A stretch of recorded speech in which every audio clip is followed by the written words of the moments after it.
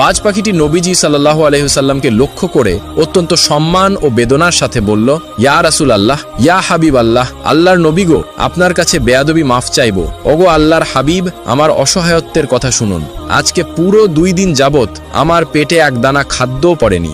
2 দিন যাবত কিছু না খেতে পেরে আমার জীবন প্রায় যায় অবস্থা। আমি দুর্বল হয়ে উঠতেও পারছিলাম না। ওগো আল্লাহর নবী, আজকে সকালে এই দোয়েল পাখিটি যখন আমার সামনে এসে পড়ল, তখন ক্ষুধার সেই তীব্র যন্ত্রণাটা আমি কিছুতেই সহ্য করতে পারলাম না। বাঁচার একমাত্র উপায় হিসেবে আমি সিদ্ধান্ত নিলাম এই দোয়েল পাখিটিকে খাবো। তাই আমি সকাল থেকে এই পর্যন্ত তাকে খাওয়ার জন্য মরিয়া হয়ে দৌড়াচ্ছি। বাজ পাখির অসহায়ত্ব শোনার পরেও নবীজি তাকে নৈতিকতার দিকে ফিরিয়ে আনলেন এবং দোয়েলের ছানাদের কথা মনে করিয়ে দিলেন। হে বাজ পাখি, তুমি যদি তোমার ক্ষুধার তাড়নায় এই দোয়েল পাখিটিকে খেয়ে ফেলো, তাহলে এই দোয়েল পাখির রেখে যাওয়া ছোট ছোট ছানা বাচ্চাগুলোর কি হবে একবার ভেবে দেখেছো? তোমার এক মুহূর্তের ক্ষুধা নিবারণ অন্য কিছু প্রাণীর জীবন বিপন্ন করে তুলবে।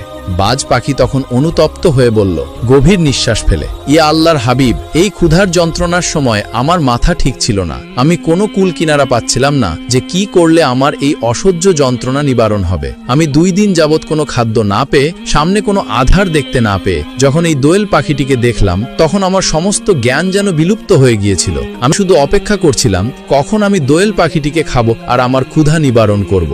আল্লাহর নবী গো, আপনি এখন বলে দিন আমার জীবন বাঁচানোর জন্য এবং আমার ক্ষুধা নিবারণ করার জন্য আমি এখন কি করব? বাজ পাখির সেই কাতর আবেদনে বিশ্বনবী সাল্লাল্লাহু আলাইহি ওয়াসাল্লামের হৃদয়ে মমতা উপচে পড়ল। তিনি তাকে সর্বোত্তম ত্যাগের মাধ্যমে আশ্বাস দিলেন, হে বাজ পাখি, তুমি শান্ত হয়ে বসো। তোমার ক্ষুধা নিবারণের ব্যবস্থা আমি রাসূল নিজেই করব। তুমি নিশ্চিন্ত থাকো। অতঃপর বিশ্বনবী দোয়েল পাখিকে লক্ষ্য করে বললেন, হে দোয়েল পাখি, তোমার কোনো ভয় নেই। তুমি এখন খুশি মনে তোমার বাচ্চাদের কাছে ফিরে যেতে পারো। আমি কথা দিচ্ছি, এই বাজ পাখি আর তোমার পিছু কখনো নিবে না। আল্লাহর নবীর মুখে এমন কথা শোনার পর দোয়েল পাখি খুশিতে আত্মহারা হয়ে নবীজিকে বললেন, ইয়া রাসূল আল্লাহ, ইয়া হাবিব আল্লাহ, আল্লাহর নবী গো, আপনার মুখে এমন কথা শোনার পর আমার আর কোনো ভয় রইল না। আমি এখন নির্ভয়ে আমার বাচ্চাদের কাছে ফিরে যেতে পারবো। এই বলে দোয়েল পাখি বিশ্বনবীকে সালাম জানিয়ে উড়াল দিয়ে তার গন্তব্যের দিকে চলে গেলেন।